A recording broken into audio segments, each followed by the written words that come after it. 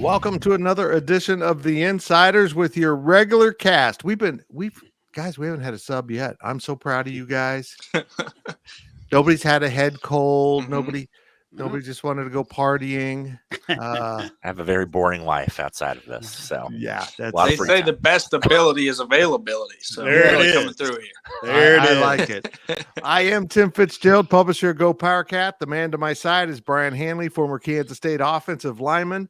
97-98, Big B Sports Talk. Check out his stuff he does. I tripped across him doing the TikTok live today. It was I didn't stick around. I had conspiracy theories to explore. Tim Everson, my good pal from way back, the sports editor of the Manhattan Mercury, and of course, Mr. TV himself, Glenn Kinley of KSNT and many other stations right there in Topeka. That's right. Topeka, as Ron White would say. Gentlemen, it was a week off. I told Tim, probably shouldn't share this with everyone, but I'm an open book. I don't have anything prepared for today. I'm still on my off week. But I did send you a question last night, and I want to start with Glenn. Mm-hmm. Glenn, what is the biggest thing K-State football needs to improve upon coming out of their off week as they get ready to head to Oklahoma State on Friday night? Yeah, I don't know if this will be a cop-out answer or not, but I'm going to go a little bit of a different route with it. I don't know if it's an area of their game to improve upon, but the biggest thing that concerns me is just staying healthy. You get an early bye week like this, and it comes at a good time for K-State because they were already banged up, but then you say, wait a minute, we played 4 games and we needed a week off to get all these injuries recovered and whatnot and get these guys who were stepping up reps with the ones, and now we got 8 more and we don't get a week off in the next 8. So that concerns me a little bit. If they have the same amount of injuries that they had in the first 4 weeks in the next 4 weeks, then those last 4 weeks, that last third of the season is going to be tough. So I hope that this bye week, they use it to solve those and to get guys healthy. But I mean, it's a long list of guys that we've had, and that's football. I'm not blaming anyone. It's stuff that you can't control, but you've had Will Howard banged up. You've had Trayshawn Ward banged up, Keegan John, RJ Garcia. You got Daniel Green already out for the year on the defense. I mean, it's a long list of guys that you've had concerns about, and you use up that bye week. I know Chris Klieman doesn't love having it this early in the season, probably for this reason. That's probably my biggest concern. I don't know if it's an area to improve upon other than, hey, don't get hurt, right? That's not that easy, but that it does concern me a little bit. Just hope they can stay healthy. I could get hurt on this podcast just sitting here. That's how it rolls. I will say, when I watch football, I always think I'll watch it and be like, I would be out 8 weeks if I took that hit, and the guy will get up and make a play on the next play. I know. That's crazy. You know what? You're exactly right. That's a great point. The good news is, short of Daniel Green, I think they come out of this really healthy. Mm-hmm. They are loaded up with almost everyone to go. And Brian, as a former player, is that 8-week stretch a big deal? I think it is. Yeah. Look, playing, obviously you want to play every week, but having a bye week to get a little bit healthy, just to give your body a break was huge. It is absolutely huge. I remember my very first year playing, we had a bye week and then we had a long stretch. And I just remember that week off that we had after the last game that we played. It was against Iowa State before we started bowl prep.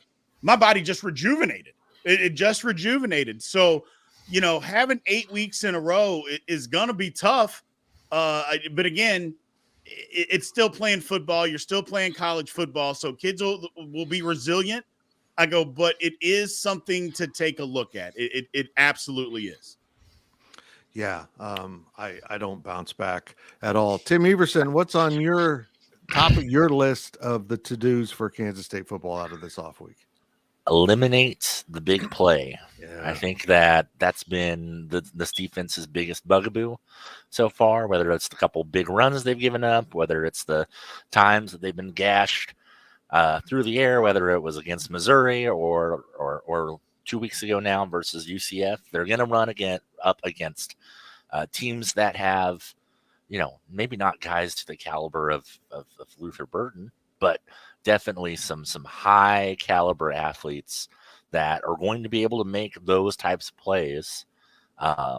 And you can't have it. You can't, because especially for a team that is inferior than you were supposed to be, that those kind of plays give those teams life. and it allows them to kind of completely dictate things. So I think that if they're able to do that, defense has been so good about so many other aspects that'll really kind of bump them up the next notch here down the stretch. I'm going to defend Glenn here. Glenn needs those big plays for the highlight package at 10 o'clock. Well, K-State can still have the big plays. Okay. To be clear. Okay. As long as the Cats still have them where I go. I don't like them actually too long, Fitz, because if I only have 45 seconds for the highlights, I can't have like a 13-second touchdound run or else it takes up the whole time. So we like the short ones, but still, none for the other teams. Brian, it's been a problem, man. I talked to Chris Klieman the other night, and it's been a variety of things that have gone wrong. But mostly it boils down to this. There's new guys learning new things, learning signals coming off the sidelines that have gotten kind of messed up at times. There's a lot of things that go here just in the guy didn't do his job, right? Yeah. I mean, there's a lot to digest, I guess, is a thing. But we can't use that as a crutch. We can't use that as an excuse because everybody has new guys. Everybody's learning something new. I mean, especially in this world of college football with transfer portal and all that stuff, everybody's got new people out there. So you got to be able to find a way to eliminate the big plays. Look, it's been a problem. It's going to have to stop. I think they can get it done, and that's why we don't like the bye week early. Because, you'd like it a little bit further down the road to be able to, in case injuries happen. But another thing, to be able to learn and get guys up to speed before you get into the meat of your season, the bye week couldn't have come at a better time to learn and to get better in that aspect. That's very true. Okay, Brian, what's your number one concern heading into the rest of the year? Is continue to have a calling card on the offensive side of the ball, which is the run game. It was last week. We figured out we can just run the football and the offensive line comes to play. That is my concern, is that we don't have a calling card, and you got to have one. You got to have something that we can just lean on and say, okay, we're going to do this. We're going to do this.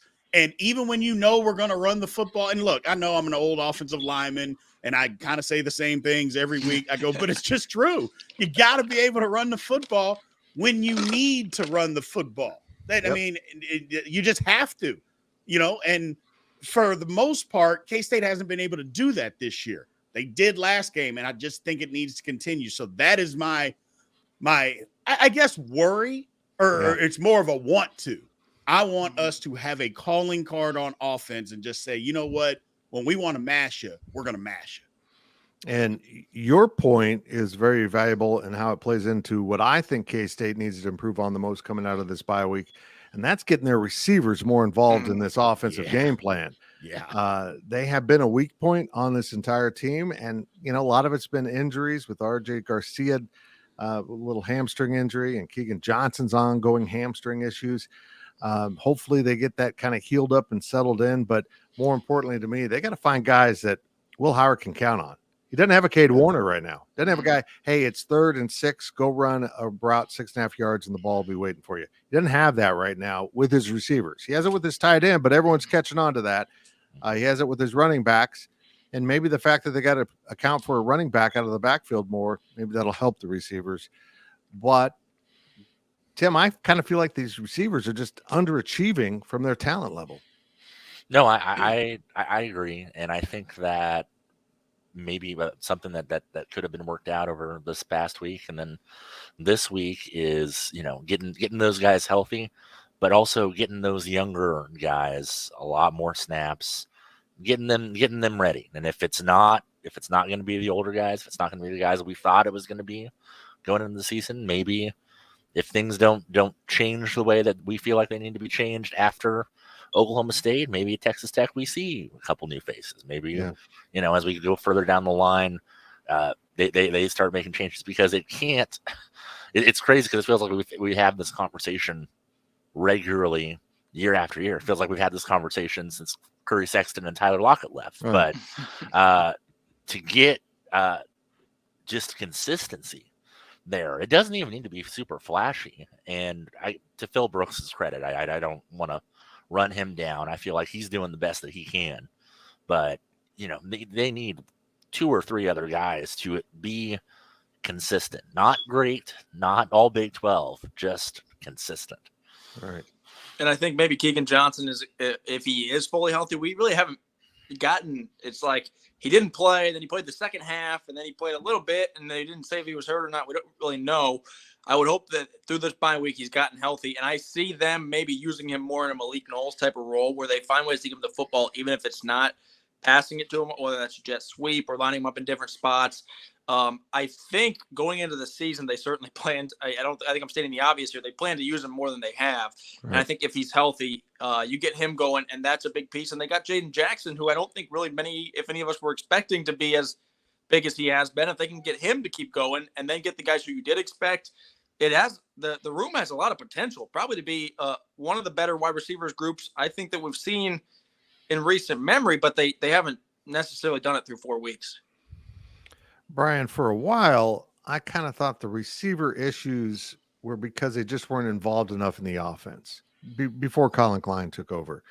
Now there's opportunities all over the field for these receivers to make plays, but they just don't seem available consistently for Will Howard. And furthermore, after you just watched your quarterback who could barely walk go out and play an entire game and run through the pain and perform at that level, it just seems to me like it's time for a lot of guys to say, okay, I got to play hurt. I'm not injured. It just hurts and go for it.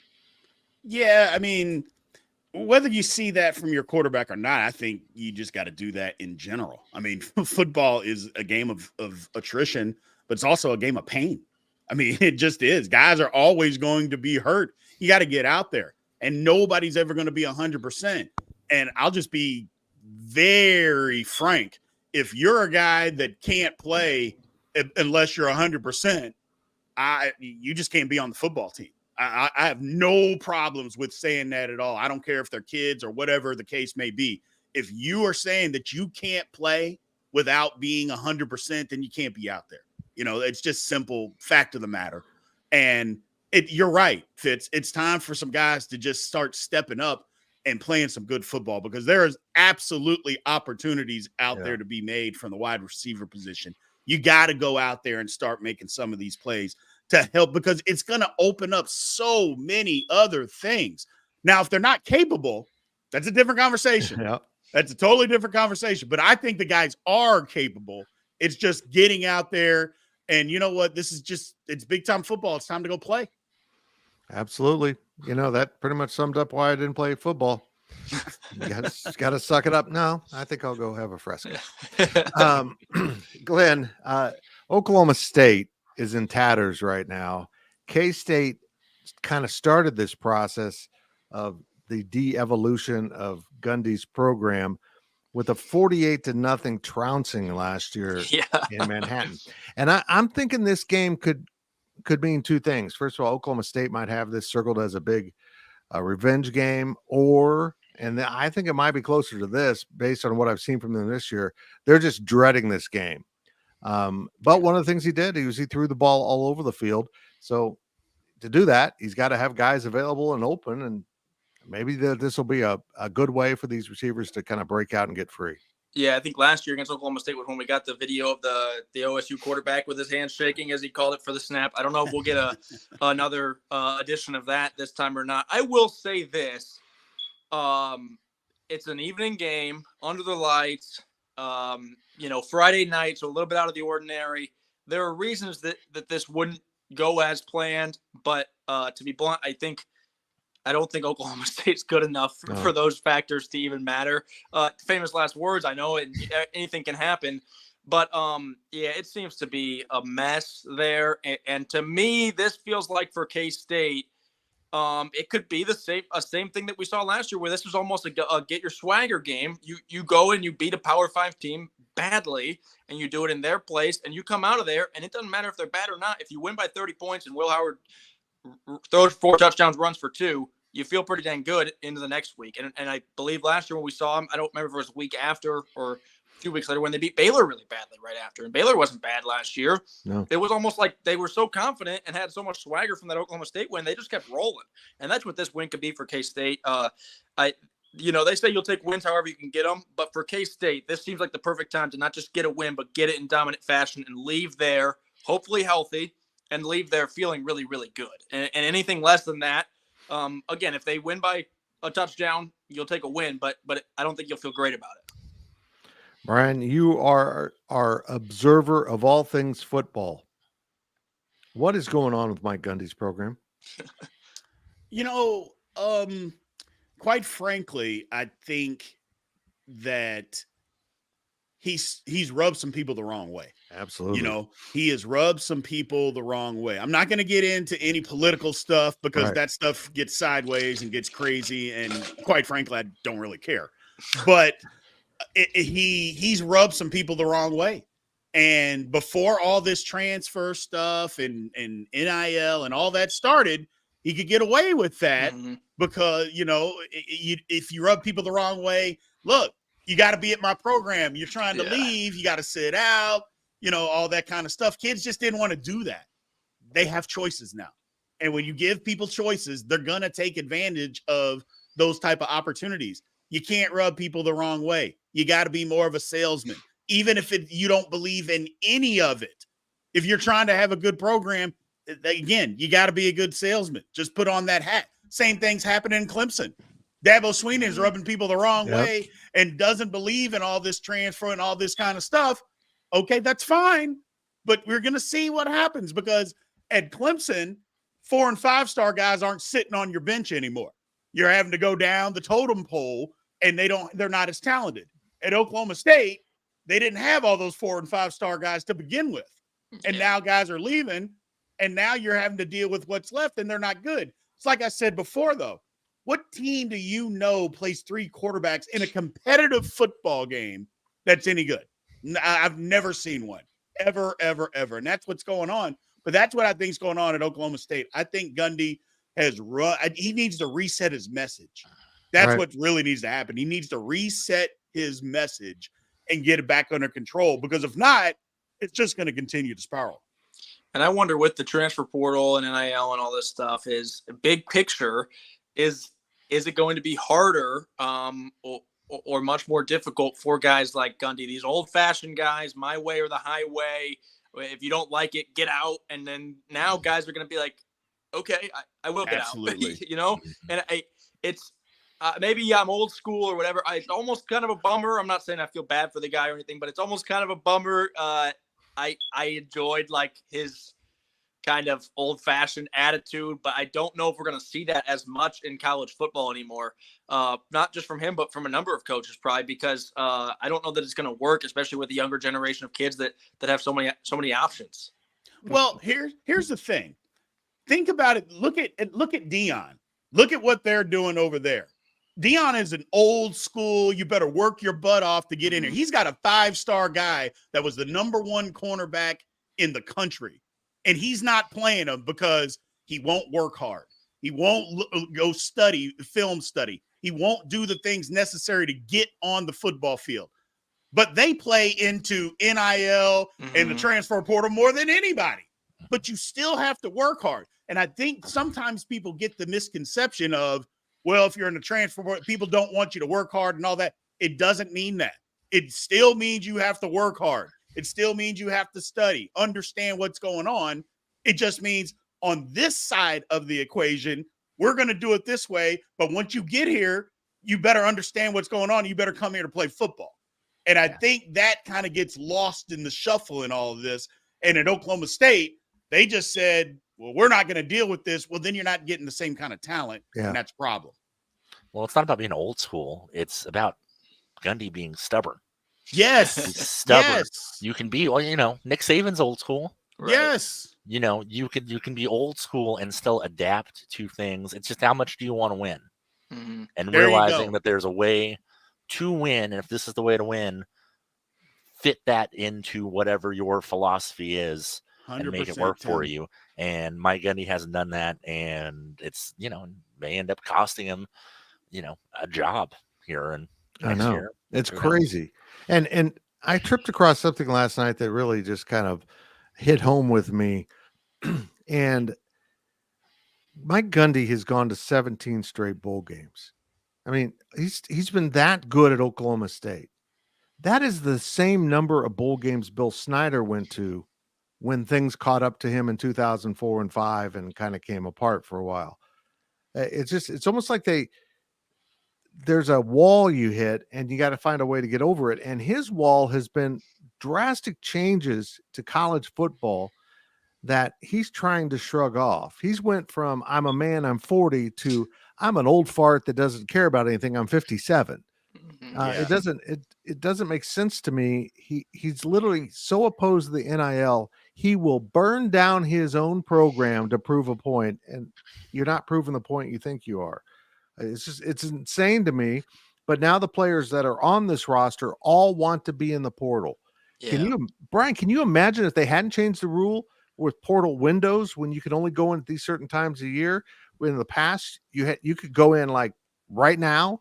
Right. I think most of the Oklahoma State team would be in the portal. He wouldn't have a team to play with. Yeah, it's getting bad. And it's like you said, if he just changed his message, he would be right. Tim is 100% correct. It's not about not being old school. It's just about adapting and understanding. Look, you can demand kids play hard, do things the right way. You can demand all of that.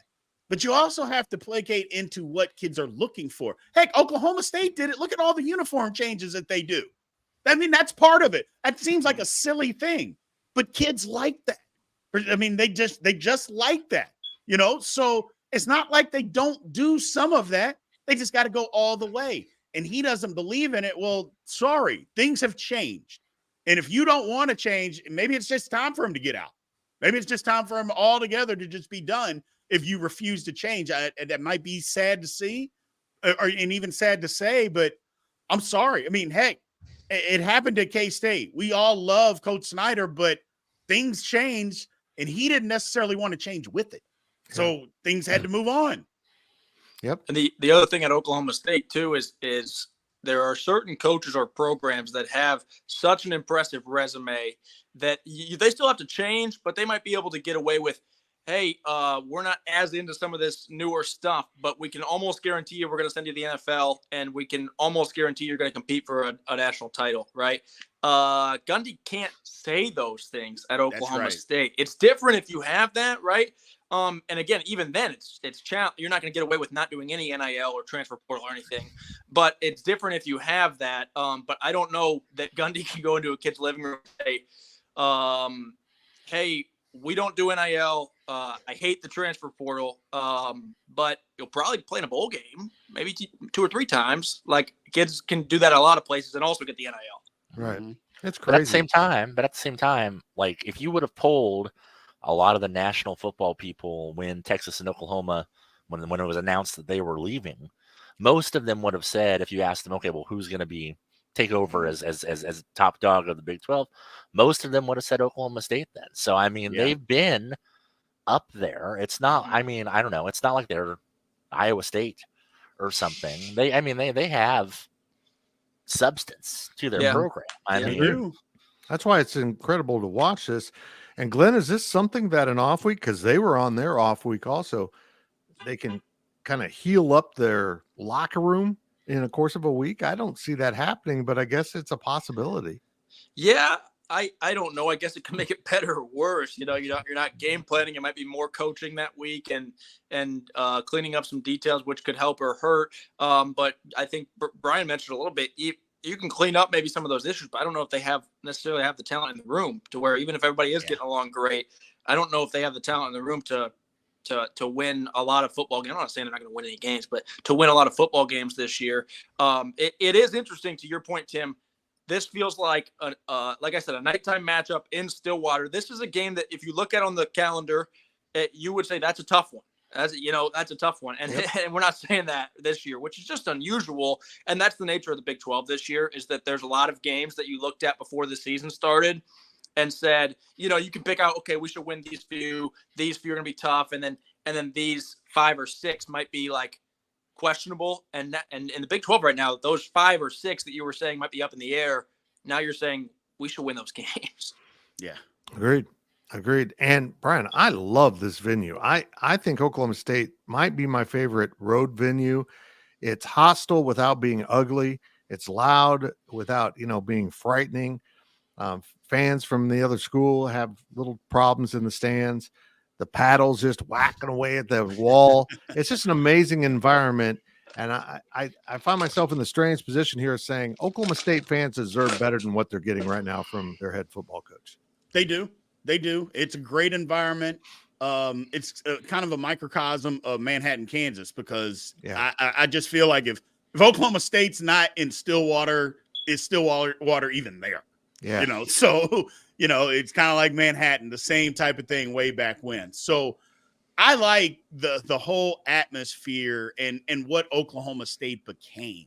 I know this is taking us back a little ways, but, when T-Boone Pickens put all that money in, it changed the entire – number one, it changed the whole school, but it changed the whole sports atmosphere there, and they became good at everything. Well, I shouldn't say everything, but they became really good. They just did. And I like the venue. I never had the opportunity to play there, but I definitely like the venue. I like what they bring. Like you said, the fans are hostile, which hostile is a great word, by the way. They're hostile, but it's not dangerous. Right. Hostile but not dangerous. I like Oklahoma State. They deserve a little better, man. They deserve a little better than what they're getting. Now they're I've been not waiting injured all day, guys. Fitz, for you to give us a rant about the fact that they're playing on Friday. Are you saving that for the end, or? I'm just kind of working through it. It's like, yeah. What's sad about it is I'm not traveling to this game. But if it was on Saturday, I'd go watch the Manhattan Junction City game. I really would. Right. It's just, Bishop Stadium's a half mile from my house. I'd make it over there. But no, they're going to go head to head. It stinks, but it is what it is. I do not understand because this has happened before, why they don't move that game to a Thursday or move it to Saturday. Yeah. The Manhattan. I don't, when you have a major high school in town, it feels like that is maybe not super easy, but you do it back in August, people in Manhattan and Junction would figure it out. With this break in the schedule, and we'll have this little rant before we go into our very brief break. With the way the schedule falls, if Manhattan and Junction had moved their game to Saturday morning, early afternoon, I feel like people might have showed up and tailgated. They might have said, hey, you know what, K-State's not playing. I'm going to head on over to the stadium and watch this because it should be a really quality football game. I don't know. Like I said on my daily delivery about this topic, it sucks that college football is having to do this on Friday nights, but it's being driven by the money and the need for extending a way to find new viewers, to find more viewers. So you go on Friday. Well, I think high school football needs to react the same way. Well, let's go find our viewers in on Saturday. But yeah, I think also I can't imagine it helps with recruiting for any of the schools because you're playing on a Friday, which means your recruits are playing that same day. They can't come there. Chris Klieman said it before. He feels like their biggest recruiting tool is getting a guy in Bill Snyder Family Stadium on a Saturday. I know this is a away game, so they wouldn't have that anyway, but getting a guy to that game day atmosphere is huge, and you can't do that on a Friday. And not only can you not do it, but you're playing on a Friday because you want the national audience, but the recruits who aren't watching it again because they're playing, and so you are getting more eyeballs. And again, it's about money, but the eyeballs that you're getting aren't kids who are going to say, I might want to go play there, because if they're, I would assume they're in their own game. Yeah. It's, you know what? And maybe if you're Mike Gundy, you're like, oh, good, we don't have to bring in recruits to see this. I don't know. It kind of makes me sad, but I think K-State should win this game fairly comfortably. At least Vegas does. It's 11-point spread on the road. That's pretty amazing. We'll explore more of these topics and take a look around the Big 12 when we continue this edition of The Insiders. And remember, if you're watching on YouTube, this break is 4 seconds.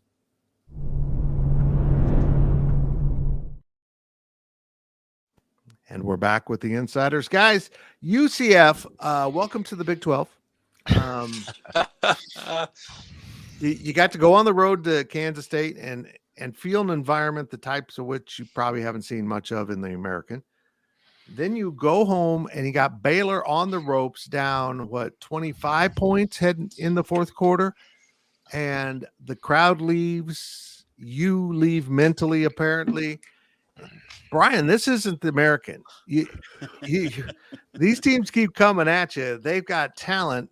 They were beating Baylor schematically, and Baylor said, you know what, we're going to change what we're doing. And they just ran the ball relentlessly, just like K-State showed, and it worked. 26 points in the fourth quarter to win on the road. It was one of the more shocking developments, but boy, UCF has to be stinging. This is a program that thought they'd come in and maybe run the Big 12, and here they are. Yeah, I mean, just what you said, it's not the American. And let's just be frank, Baylor's down. Baylor is down, and yet they just said, here, we'll just make one change. We'll just start running the football, and they did it. I watched the end of this game, and I just couldn't believe that UCF just allowed that to happen. But you are right, because you got down towards the end of the game, and I would say 70% of the crowd had already left, thinking that the game was over. And I'm like, yeah, you're right. Welcome to the Big 12, because that's not what happens. You better put the team away. And when I mean away, zeros on the clock. And that's when the game's over. And yeah, that's tough. And to be 0-2 in the conference when a lot of people thought that they could have won at K-State, to go home and to lose to Baylor, that's tough, man. It's tough. And look, they're down their quarterback. I get it. Their backup is bringing great shame to the name Tim. He had one heck of a play. Oh my gosh, that was one of the better plays I've seen on a football field. Not to be dramatic, but that was nuts. That was amazing. I'm like, where are you going? What, are you going to go over there now? Okay, well, you got to throw it at some point, and then he just wings it and gets a first down from the end zone. It was like a Tecmo Bowl play. Seriously though, Brian, that looked like Michael Bishop. That's the stuff Mike would do. Oh, this play just went to hell. I'm going to run around, and everyone's going to get tired, and then I'm going to throw the ball a million miles an hour. Absolutely did. It was incredible. I couldn't believe he ran that far back. And then I thought he was going to get a safety. The second guy that hit him, I thought he's going to fall. And then he didn't fall. And then when he threw it, I thought he was going to be a completion because he threw the ball with confidence on a rope. And usually something like that, I'm like, oh, he's throwing a Hail Mary. And when he didn't, I thought, oh, well, somebody's wide open. Yeah. Sure enough, guy was wide open. I'm like, oh, my goodness. Yeah, that play was insane. Yeah. Cannot be good for Gus Malzahn's mental health. No. Tim, they go to Kansas this weekend. I don't know what KU's quarterback situation is, but from what I've seen of UCF, if I'm Kansas, I say, hey, Devin Neal, how you might need some backup shoes. You might wear out the first shoes because we're going to aim for 300 yards, and he could get it if they persist with the running game. They cannot tackle. The Knights can't tackle. Load up Devin Neal, load up the other two very capable running backs that they have, and pound them into the ground. I feel like, and I mean, if Jason Bean's doing it, I mean, they were, a eyelash away from basically running the triple option last week. So, I mean, fine with that. Load it up, run it, make them stop it. I don't think they can. That's got to be the game plan. It was their tackling for UCF. It was 2 weeks in a row now. Their tackling was really poor. I'm glad you pointed out, Fitz, because I was going to bring that up. The other thing I noticed, and I'm not saying he's the coach of the year or anything like that, but I just thought it impressed me, or maybe it was just smart. But when Baylor was down, I think it was 25, UCF had a field goal that got blocked. And Dave Aranda was on the sideline. He came running on the field going nuts. And you would have thought that they won the game at that point, right? And I'm watching it, and I'm thinking, what? Dude, you're down by 25. Like, chill out. You blocked a field goal. Great job. You still need, 4 touchdowns or whatever. And I'm thinking maybe that was the exact energy that they needed in that moment for him to get fired up about something, even when they were losing, instead of them just pouting on the sideline, and give them some energy and some momentum. And I don't think that Baylor is going to contend for the Big 12 title this year, but I do think that's a win that can give you a little bit of confidence and a little bit of swagger, and it was needed.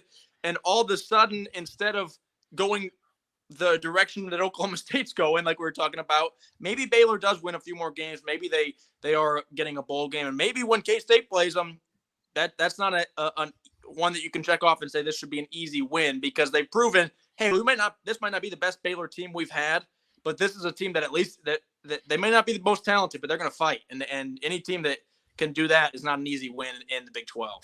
It's not easy to get Dave Aranda fired up.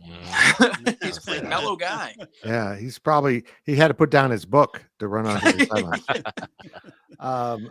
Let's get to the big one, the Red River rivalry, which I can't believe I said that without stumbling. I think Texas runs Oklahoma out of the building again. I'm not sold on Oklahoma. I looked at that defense against Iowa State. Iowa State's offense is complete trash, and they were moving the ball all over the place in the first half. Iowa State as a team is complete trash. They gave up a ton of points, but still, I think Texas has been pretty reserved, not showing a lot. Brian, I think this is just going to get ugly. Yeah. I've said it all week, or I shouldn't say all week. Last few days, people have been asking, and I'm just like, no, Texas is way better than OU. Yeah. They are way better. They're more physical at the point of attack. They're going to be more physical on both sides of the ball. I just don't see how that. Now, it's not going to be as bad as last year. It's not going to be 49-0. But if it gets 42-17, 42-20, something like that, 45-20, I can see that. I just don't see how Oklahoma even keeps this game close. I just really don't. Tim, who does Kansas State want to win this game? Oklahoma. Yeah. I think Big Eight's Big Eight, Yeah. It's the bigger question that I have, though, obviously that's the biggest game in the league on Saturday. Does Brett Yarmark go? Ooh. Does it make sense for him to go? They don't like him. He can't go, can he? Right? I mean, but at the same time, that's like your marquee game for the week. What if he hired one of those planes with the banner, and as it's flew around the stadium, and it went, like horns down, BY, just really just trolled the hell out of two of his member schools. I don't think they would love that. But Tim, I'll play devil's advocate just a little bit. Okay. I almost think for K-State, take out the Big Eight and stuff like that, for this year, you might want Texas to win this game. I'm looking at it as Texas looks really, really good, and I'm not sure that I'm not saying they're a lock, but I think they're about as close as a lock that you can get to Arlington. And from K-State's perspective, you don't play OU, and you might need some OU losses for K-State to slide into that second spot in Arlington. And so I'm almost wondering if you want Oklahoma to lose this weekend, because you might be thinking if you're K-State, we're going to need OU losses when we can take them so that we can get that second spot in the Big 12 title game. The other thing I will say, though, is Texas didn't look great against Kansas over the weekend. And that was without Jalen Daniels playing for Kansas. And they really just struggled to put the game away. They did in the fourth quarter. If you look at the final score, it looks like they beat the heck out of them. But if you watch that game through three quarters, they really just let them linger around. And Texas only scores 13 points in the first half. And they had to settle for field goals quite often. Now, they didn't punt in the game, but Texas they looked flawed in that game. It didn't seem like they were firing all cylinders. Brian, you mentioned it. Maybe they were holding some things back, knowing that they had a Kansas team that was without the starting quarterback. Maybe they didn't want to let the playbook loose the week before Oklahoma. But if Kansas had capitalized on a few more opportunities, we could have seen a much different game, because they had the ball with a chance to take the lead on several occasions and just couldn't really sustain a drive without Jalen Daniels out there. Now, the flip side of that is Oklahoma just hasn't been tested. We don't really know what we're getting in Oklahoma right now because they haven't played anybody. So you got a Texas team that looked a little bit flawed, but against a pretty good team.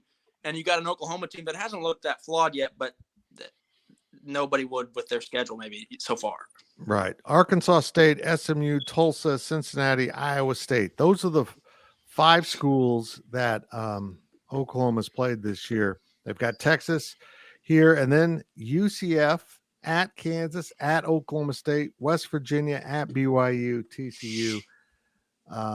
It's a kind of a reflection of the conference, though, guys. That's an easy schedule. Mm-hmm. That's just an easy schedule. And meanwhile, at Texas, they go to Houston, BYU, Kansas State, and Austin. Go to TCU, go to Iowa State, play Tech. There's so many wins available to the teams in this conference this year. It's unbelievable. And my fear is if Oklahoma wins and then, K-State goes down to Texas and catches an angry Texas team that knows it can't have a second loss, all of a sudden Kansas State might be a one-loss team that doesn't get to Arlington because Oklahoma runs the table in the conference and Texas has the one loss and beat you head to head.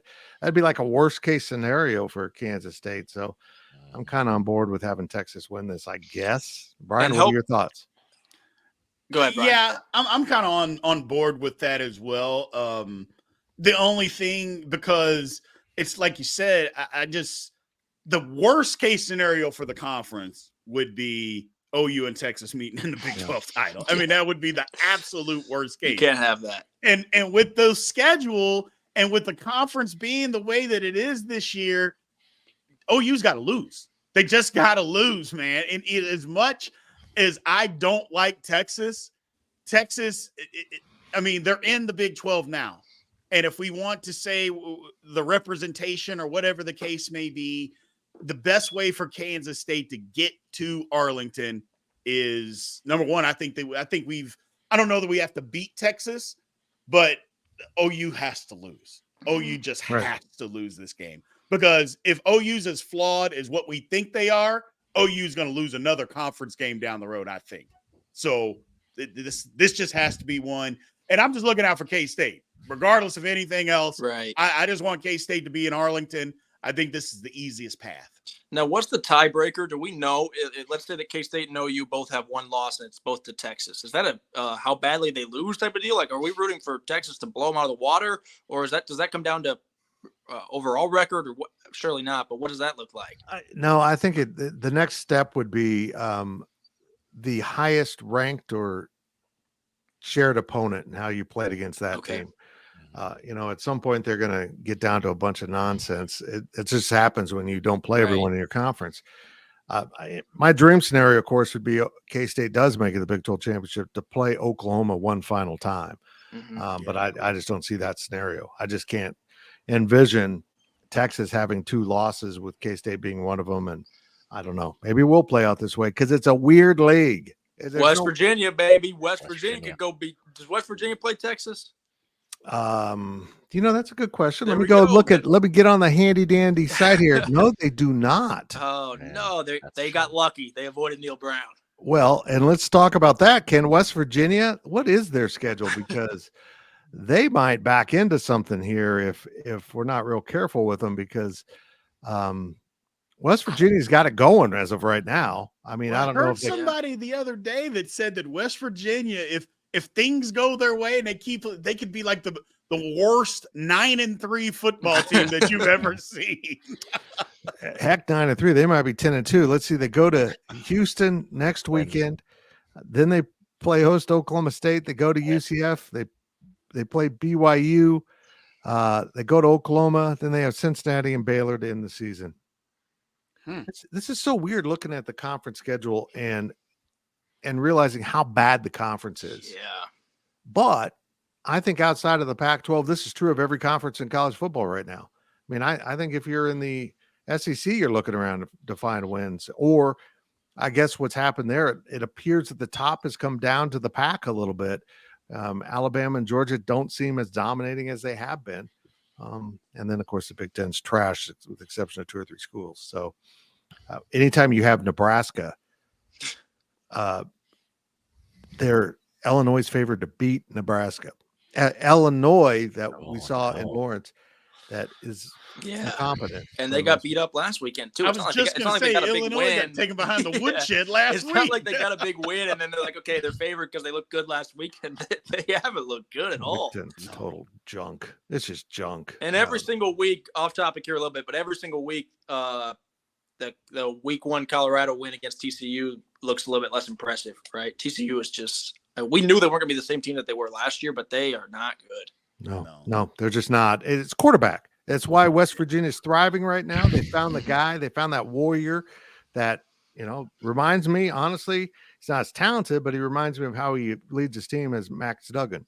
He's going to, he could be missing an arm at the end of the game. I'm okay. It's just a flesh wound. And let's go play the next one. Will to win. Yeah, and people respond to that, and I don't They think do. TCU's got the same thing going on this year as they did last year. It's a mess. I want to talk about one more topic before we wrap it up, and this has been truly an off week show where we didn't have a game to talk about. But look, Utah is a really good program, but when their coach keeps talking about the next conference they're going to be in and not the Big 12, it irks me. And I greatly, what is it, Schadenfreude? I really enjoyed them losing. Yep. Just kind of shut up, man. Just quit talking about the future and live in the moment. Live where your feet are at. And it's interesting to me. That conference has been driven by the South a little bit, but now it looks like it's all North. I don't think USC is that good either. No, I don't at all. From what I saw, Yeah, I don't think Not defensively, at least. Oh my goodness, Jiminy Christmas, terrible.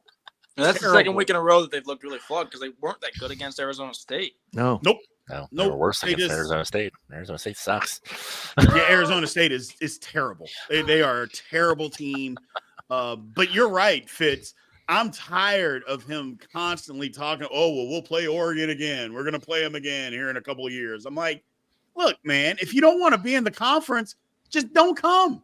Right. Just don't come. That's my whole thing. Just no, we don't want to be in the Big 12, and don't come and allow Oregon State or Washington State to take your place and just move on. Because I'm just tired. The arrogance is what I don't like. The arrogance is it has no place in for them. Well, Right. Utah's a fine program, but you haven't won anything. You haven't won anything, so don't act like you're God's gift to football. God, I got a good rant out of him. I love it. But I'll say this: Pac-12 is really good this year. The irony of ironies. Yeah. And even the team that maybe isn't as good as people thought, Colorado, they're still a great story. Yeah. It's an amazing story what's happening out there. And they'll pick up some more wins. I think they're going to play in a bowl game. I do. I think they'll find a way to win. The power of belief. Hey, if you'll allow it, Fitz, can I circle us back to Cats as we wrap it up real quickly? Absolutely. Question for you guys on something we didn't touch on. After what we saw DJ Giddens do against UCF, and I don't know how much of that was that UCF just can't tackle.